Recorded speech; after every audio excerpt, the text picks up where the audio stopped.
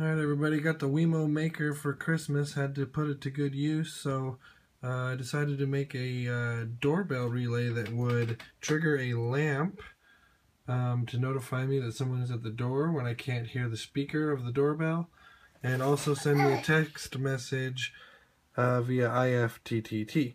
So what I've got here is the doorbell receiver tapped into the speaker sends, wired into a transistor to register the speaker sound and turn that into a switch, which then triggers the Wemo maker on its sensor, and when doing so turns on my Wemo Insight, which then turns on the lamp and also sets up a rule to fire the Ifttt.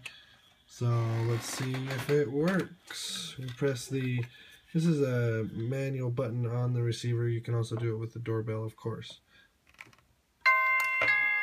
And there goes the lamp.